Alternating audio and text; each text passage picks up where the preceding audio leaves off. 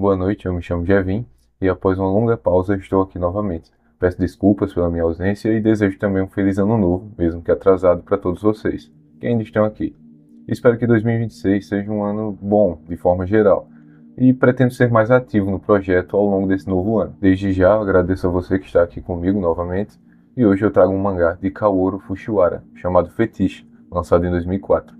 Uma obra curta com apenas 5 capítulos, mas que carrega um peso emocional e psicológico que permanece mesmo após o seu término. Kaoru Fujiwara é uma mangaka nascida em 1978, atualmente com 47 anos de idade, e apesar de não ser muito conhecida no Ocidente, construiu uma carreira até consistente no Japão, publicando mangás entre 1994 e 2015, tendo no total 10 obras lançadas entre mangás e one-shots. Ela realmente demonstra ser alguém muito reservada, com poucas informações sobre sua pessoa, assim causando essa lacuna do porquê que ela esteja afastada das produções há mais de 7 anos, já que a sua última obra lançada durou de 2015 a 2018. Mesmo pesquisando, tentando ir a fundo, eu não encontrei mais nenhum trabalho dela relacionado a nenhuma outra coisa que não fosse mangás após 2018.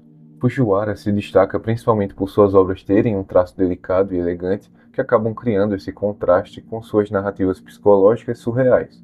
Seus trabalhos ganharam espaço em revistas voltadas ao público adulto, onde ela explorou temas como obsessão, desejo e desconforto, características essas que fazem de Fetiche um dos seus títulos mais lembrados.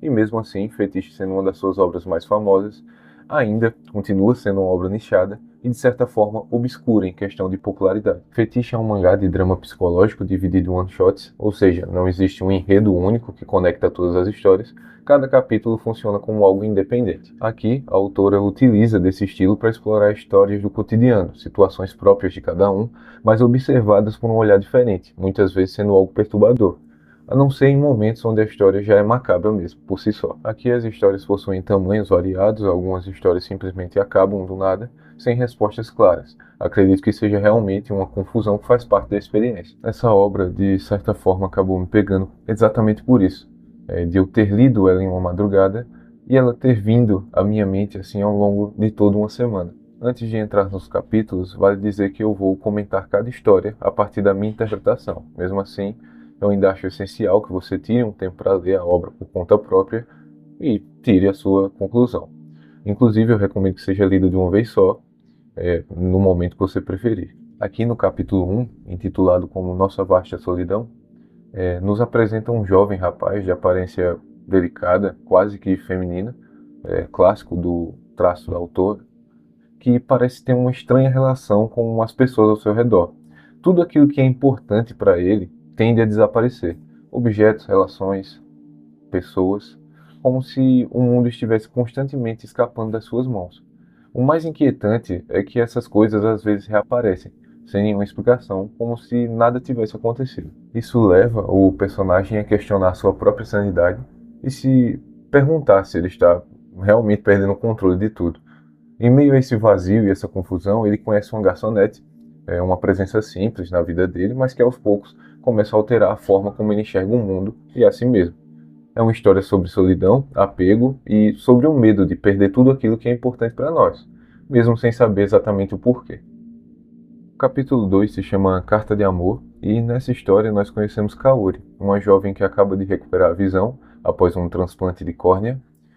Depois de um ano sem a sua visão, ela decide passear pela cidade, revivendo o que ela já pôde fazer um dia e agora finalmente pode novamente. Mas algo começa a incomodá-la profundamente, já que Kaori passa a enxergar a si mesma em todos os lugares que frequenta. Diante disso, ela começa a acreditar que a sua morte está se aproximando e que essas visões dela mesma seriam algum tipo de presságio. No entanto, o que ela vem a descobrir é algo bem mais obscuro. Essa história brinca com identidade e a forma como nos reconhecemos no mundo, questionando até que ponto aquilo que temos e vivemos realmente nos pertence. Capítulo 3, intitulado de Tudo de Sully e Lily. Esse capítulo realmente acaba sendo um dos mais macabros, na minha opinião, já que ele acompanha um homem com uma personalidade de alguém claramente perturbado, que acredita que as pessoas que ele ama precisam ter seus corpos, entre muitas aspas, purificados. Para ele, corpos remendados, costurados e com modificações geradas por ele mesmo é uma forma de demonstrar afeto. Até mesmo a sua filha possui um corpo marcado por essas atitudes dele, e que, como se não fosse suficiente, ele ultrapassou qualquer limite ético, criando um clone da sua própria filha. Aqui a obra cai de vez no horror, abordando esse tema de controle, obsessão e uma distorção completa do conceito de amor. E é uma história desconfortável de alguém que, por alguma insegurança própria, começou a mudar por completo a vida de quem é mais próximo a ele, e que com certeza acaba se tornando uma das mais inquietantes da obra.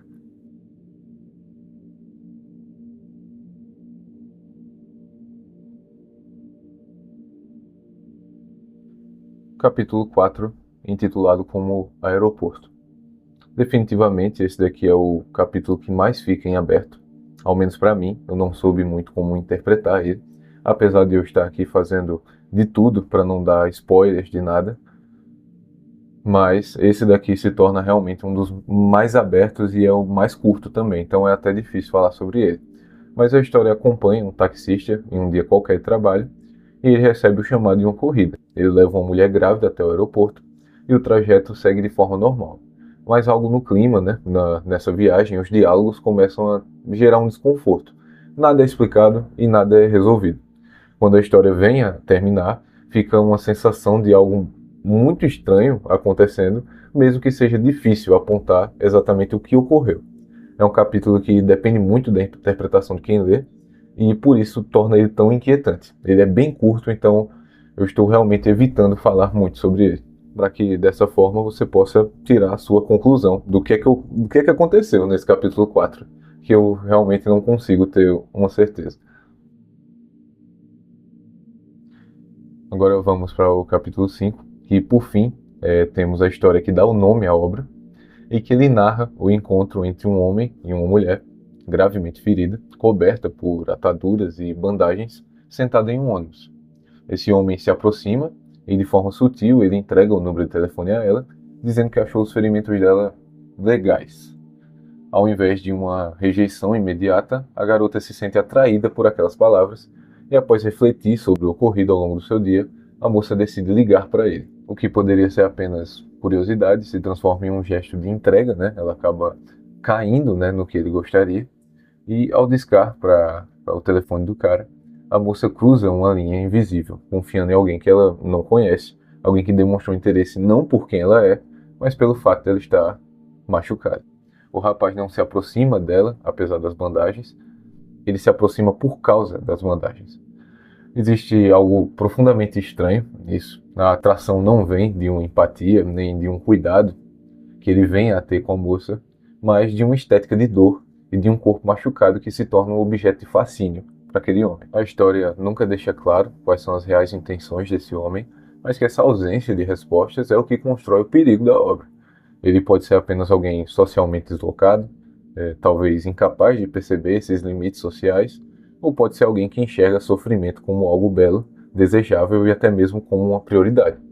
O capítulo termina sem respostas, sem consequências visíveis, deixando o leitor preso à mesma dúvida da personagem: se teria sido uma boa escolha aceitar qualquer contato com aquela pessoa.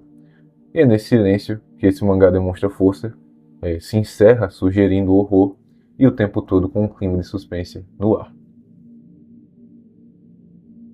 Fetiche é uma obra com histórias fortes, sem finais felizes, que não oferecem um conforto, mas que nos deixam pensando, né, nessas coisas complexas da vida.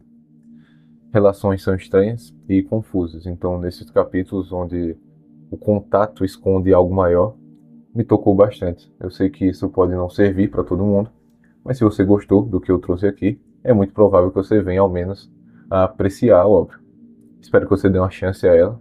Acredito que por hoje é só isso. Muito obrigado por você que me acompanhou até aqui. Fico feliz de ter voltado e que pretendo manter o foco e trazer mais conteúdo para vocês. Novamente, sou muito grato por você que tira um tempinho do seu dia para me ouvir falar e nos vemos em um próximo vídeo.